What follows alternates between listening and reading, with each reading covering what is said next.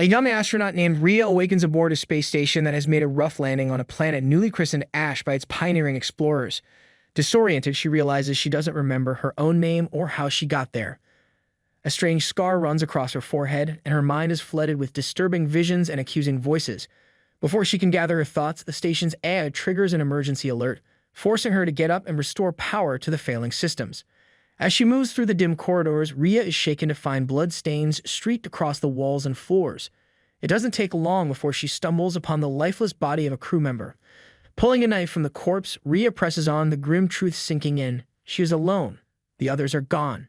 She reaches an open hatch leading to the outside, where a barren, rocky landscape stretches beneath a sky filled with ash-like snow. Above it all, a massive, swirling portal of light looms. A name suddenly surfaces in her mind. Brian, gasping for air, Rhea retreats into the station as oxygen levels drop critically low. In a flash, her mind transports her to a time before disaster. A bright, lively crew lounge where young astronauts joke and play. Kevin gives a grandiose speech about their future, while Davis raises a toast to Brian with 5 servings of beams, drawing laughter from everyone. The crew celebrates Rhea's selection to be the first to set foot on Ash. Back in grim reality, Rhea makes her way to the medical bay, patching up a wound on her neck. She showers, hoping to piece together fragments of her shattered memory. While exploring the station, she finds the ship's log, revealing environmental data and old video entries where she appears to have worked with plants, something she has no recollection of. Suddenly, the security system detects movement. Knife in hand, Rhea hurries to the airlock and confronts a figure in a space suit. She attacks without hesitation. The figure calls out her name, pleading for her to stop. Seeing her hesitate, he identifies himself as Brian, claiming he came down from their orbiting mothership after receiving a distress signal. He tells her that another crew member, Clark, went insane and massacred the team. Rhea, still grappling with fragmented memories and haunting images, listens as Brian explains. He reveals the expedition is called 7F, humanity's last hope after 6 failed missions. Earth's resources are nearly gone, and success here could mean a new home for mankind. As a medical drone begins scanning Rhea's injuries, Brian comforts her, explaining he was stationed in orbit to monitor the situation. When she mentions seeing a bright object in the sky, he confirms it's their mothership. Rhea admits she used a medical patch that triggers strange sensations and blurry recollections of the past. Brian reminisces about their journey, how Rhea always believed their mission wasn't just survival but a pursuit of answers to humanity's deepest questions. Even now, with her memory fractured, he tells her she's still the same. Though Brian advises her to rest, Rhea is tormented by the possibility that Clark might still be alive and low on oxygen. Donning a suit, she ventures out into the alien terrain, recalling a drone she had once planned to operate before disaster struck. As she searches, she wonders if Clark might have been infected by an unknown pathogen that drove her insane. Meanwhile, Rhea begins the grim task of clearing out the bodies of her fallen comrades. Brian urges her to forget the past. Oxygen reserves are almost gone, and the station is barely running on backup power. They need to escape the planet before it's too late. Launching, however, will require precise timing to rendezvous with the orbiting ship. Exhausted, Rhea tries to rest but is haunted by visions. When she spots Kevin's body, she sees it morph into a monstrous blood-soaked figure, a hallucination she attributes to her growing fatigue. Hoping for clarity, she applies another psychedelic patch. As a second storm bears down on the station, Rhea feels her memories returning. She tells Brian, but their conversation is interrupted when the AI reports a decompression breach. Suited up again, they rush to find the source as oxygen levels plunge. Following strange noises, Rhea locates the breach, and through the rip in the structure, she glimpses a warped, twisted image of Clark. Fighting off the hallucination, she seals the breach and returns to the station. Brian theorizes that Clark succumbed to a rabies-like alien infection, but Rhea suspects there's more to the story. She remains determined to find out what really happened. Brian, however, warns her that their oxygen reserves have dropped by 30%, and they must launch within 5 hours or die. Retreating to her quarters, Rhea watches old videos of her lost crew, mourning Kevin especially, with whom she shared a close bond. Closing her eyes, she slips into a surreal vision. Standing in a lush meadow under a bright sky, adorned in a flowing gown and exotic jewelry, sunlight filtering through palm fronds. In the distance stands Kevin, beside a strange pipe-like object that opens into a spiraling tunnel. As she steps forward, Kevin suddenly cries out in agony, and the dream shatters. Rhea spots him aboard the vessel, and the sight jolts her awake, tears streaming down her face. Desperate for answers, she uncovers archived footage from the earlier expedition that had been surveying the planet. The recordings show the crew concluding that the environment was livable, though they admitted it would be a challenge to adapt to the alien terrain. They didn't particularly miss Earth, but braced themselves for the hardships ahead. Soon after, the astronauts uncovered the origin of the anomalies Brian had detected from space, a sprawling network of underground tunnels lined with shimmering, unfamiliar machinery. They realized these structures were terraforming devices actively engineering the planet's atmosphere. One of the crew members ventured into the depths of the tunnel system to take measurements. However, during the descent, a violent explosion rocked the site. Cascades of light and strange whirlwinds shot up into the air. Watching the footage, Rhea is overcome with terror, understanding that her teammates were being wiped out. Just then, Brian walks in. Spotting the tablet in her hands, he hesitantly reveals the truth. The entire mission had gone missing.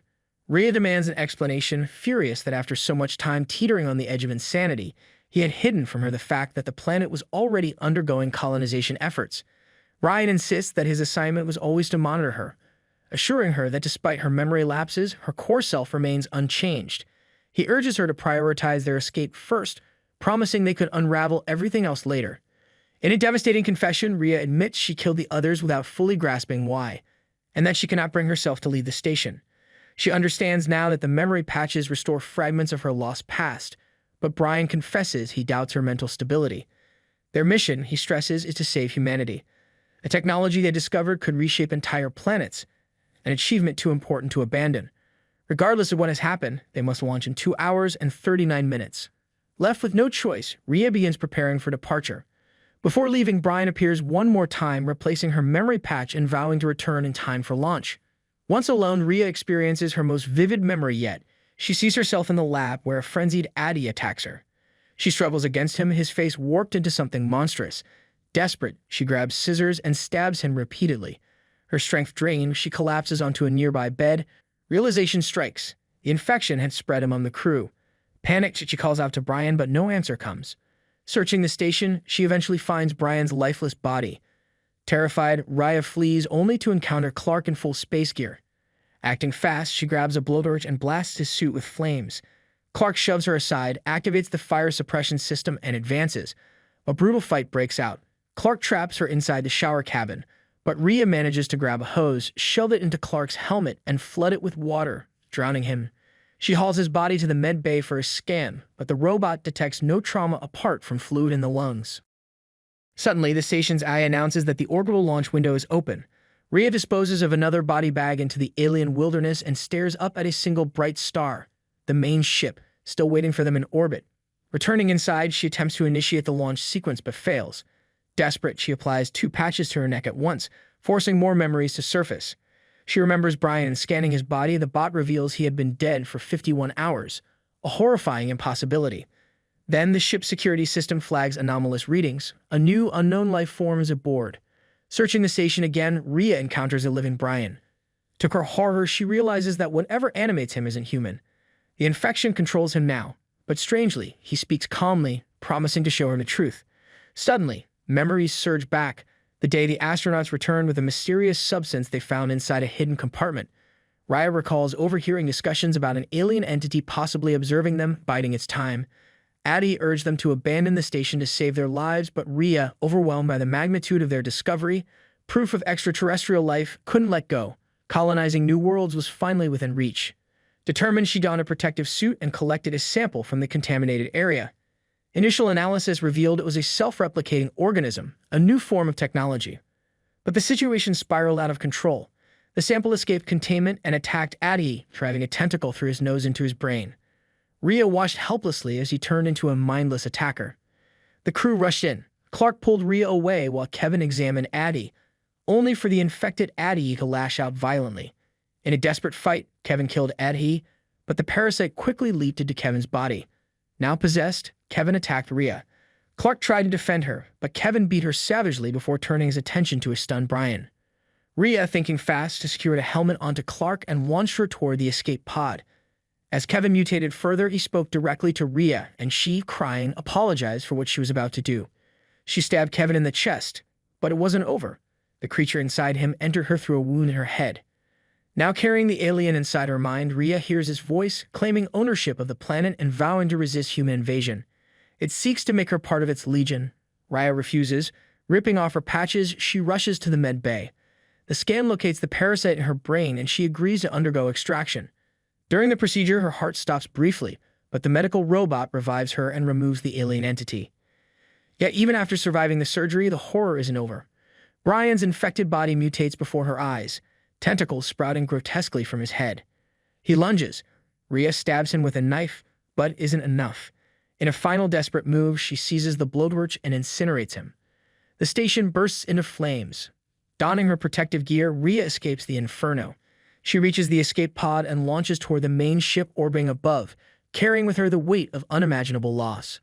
The film masterfully weaves cosmic horror with psychological tension, leaving viewers questioning what is real. With brilliant direction, powerful performances, and an immersive atmosphere, it delivers a chilling, unforgettable experience.